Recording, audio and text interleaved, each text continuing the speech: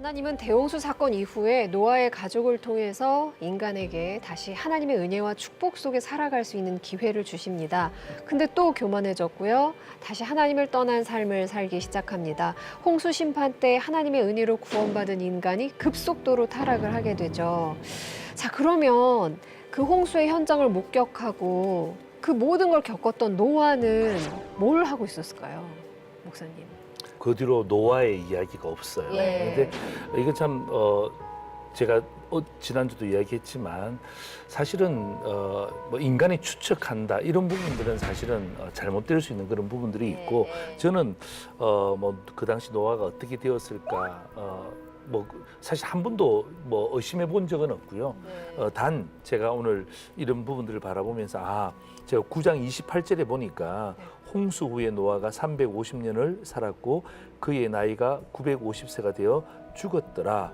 이것으로 저는 설명을 하고 싶습니다. 사실 이렇게 성경을 읽다 보면은 그 바벨탑 사건 이후에 셈의 족보가 중간에 확 낑겨 들어갔어요.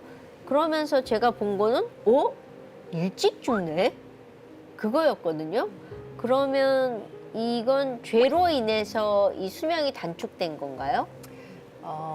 아까 그 네. 120년에 대해서 이제 이론이 두 가지예요. 하나는 노아한테 그걸 명령한 순간부터 이 노아 방주가 완성될 것이 이제 120년이라고 말하는 이론이 있고요.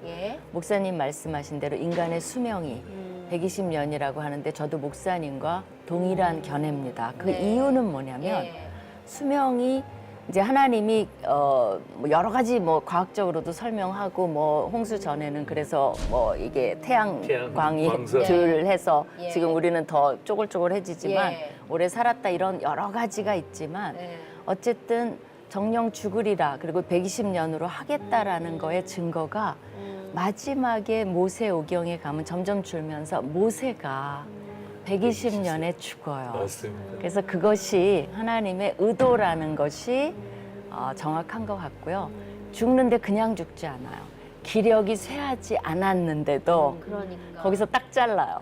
그럼 목적이 뭐였을까? 하나님이 하신 말씀이 있기 때문에 거기에 대한 본을 보여주신 게 아닌가라고 생각이 들어요.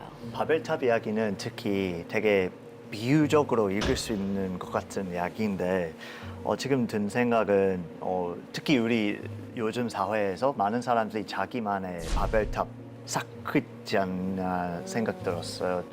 뭐 저도 가끔 그냥 돈 많이 벌면 사실 모든 문제 풀리지 않을까 생각 드는데 근데 뭐 사실 그거 못된 생각인 거 알고 있는데 근데 요즘 어떻게 이런 그냥 젊은 사람들이 그 생각을 정말 많이 하는 것 같아요. 돈이 거의 왕이 된 시대에 살고 있어요. 아니면 뭐 공부 미친 듯이 하면 그러면 이렇게 다른 사람보다 누구보다 공부 잘하면 그러면 제가 그냥 인생이 좋을 거다 그냥 단순하게 생각을 하는데 어떻게 그렇지 않게 할 수 있을까요?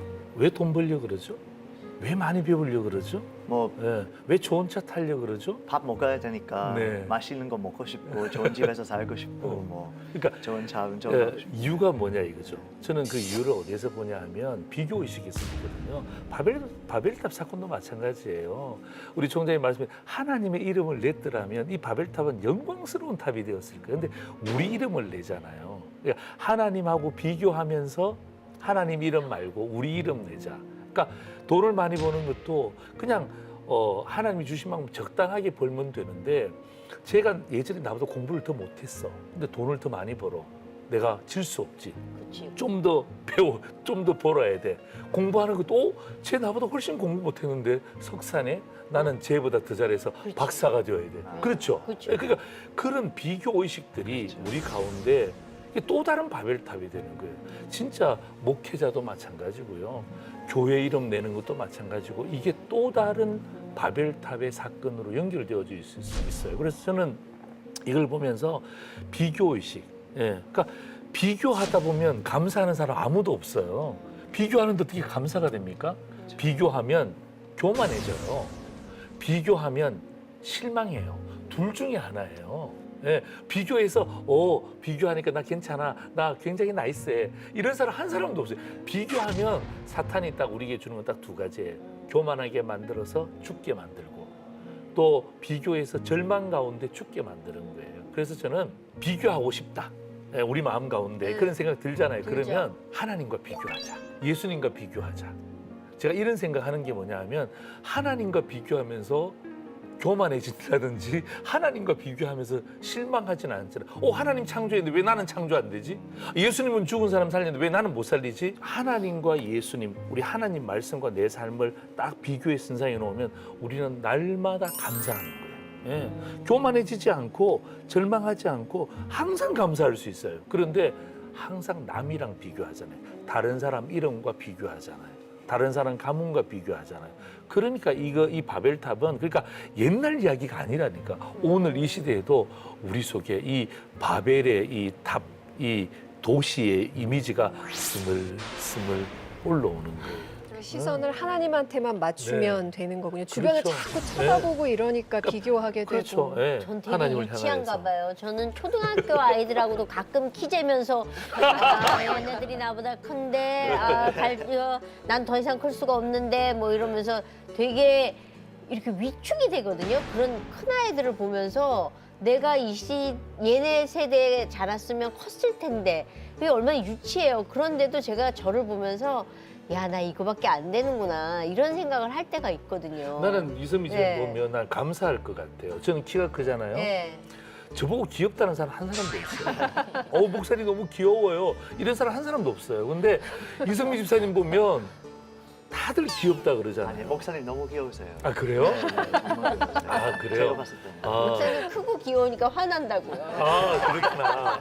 심각하게 마무리를 네. 하는 방향으로. 자, 이제 바벨이 나왔잖아요. 네. 바벨 도시죠. 학자들은 그냥 바벨이 도시로 그걸 봅니다. 네. 그럼 앞으로 바벨론이 이제 이스라엘을 하나님의 백성을 다 결국은 하나님이 막으셨지만 막을 수 없는 거죠. 네. 결국은 그런 나라가 됐고 네. 나중에 계시록에 가면 바벨이 그런 상징으로 어떻게 보면 거의 하나님을 대적하는 상징으로 계속적으로 나와요.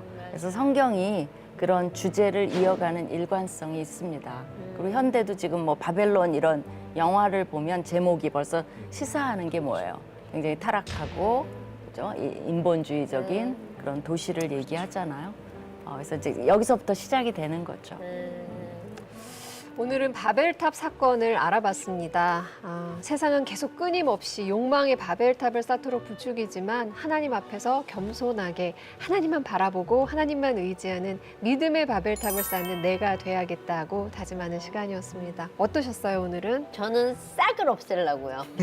조짐이 보이면 그냥 뭉개버린, 그러니까 무시하고 거기에 눈 돌리지 않는 그게 되게 중요한 것 같아요. 우리는 뭐가 이렇게 꿈틀대면 거기에 붙들리잖아요. 근데 애시당초 꿈틀거릴 때 밟아버리면 그쪽으로 안 가겠다라는 마음이 드는 거예요. 그래서 내가 어떤 거에 바벨탑이 벽돌을 하나 갖고 오면 뽀개버려야 되겠다. 네, 그 생각이 들었습니다.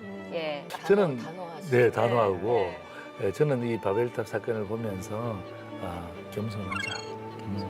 교회가 잘 되더라도 겸손하고 교회가 적더라도 비교하지 말고 겸손하고 하나님이 나에게 주신 것에 대해서 감사한다면 이 바벨탑 사건으로부터 우리는 벗어날 수 있다. 그래서 하나님이 흩으시고 하나님의 역사의 주관자이시고 우리 가운데 있다면 저는 오늘 이 인바이블을 통하여서 목사로서 다시 한 번 더 겸손하고 비교하지 않겠습니다. 하나님만을 다시 한 번 더 바라보겠습니다라는 그런 제 마음의 소망을 한번 다시 한 번 더 정리해 봅니다. 네. 네, 사람들 해주시게 하셨을 때 그리고 다양한 언어를 서로랑 소통하기 어렵게 만드셨을 때 사실 그 행동에 은혜를 담았다는 거 되게 신기한 것 같아요. 100점이에요. 모범생이에요, 진짜. 이게 어느 날 목사 공부한다 그러고 그렇지. 신학 간다고 이야기하면 제가 추천서 쓰고요. 그다음에 총장님 학교로 갔는데요. 이게 우리 학교 영어로 가르쳐요. 네. 정말요? 특채로 그냥 약간- 바로. 네. 이렇게 많이 헷갈렸어요. 이렇게 말씀 듣기 전에. 근데 너무 명확하게 설명해 주셔서. 정리가 예. 해리가 정리된 거면 이건 성공한 겁니다. 아, 네. 브라보. 하나님이 너무 기뻐하시겠어요. 네. 사장님. 아, 저는 어떠셨어요? 아까 그 하나님의 그 바람, 소원, 그죠? 그게 너무 느껴져서 우리가 인바이블을 하는 목적도 뭐예요? 하나님의 뜻을 이루기 위해서 모든 사람이 하나님을 예배하는 그날까지, 그죠? 해리도 포함이 돼요. 그날까지 우리가 열심히 인바이블 하겠습니다. 네. 다음 시간은 아브라함에 대한 더 재밌고 흥미진진한 성경 이야기가 준비가 돼 있습니다. 조성민 목사님도 다음 주 함께 하실 예정이니까 기대 많이 해주시고요. 오늘은 여기서 인사드리겠습니다. 여러분 고맙습니다. 감사합니다. 고생하셨습니다. 감사합니다.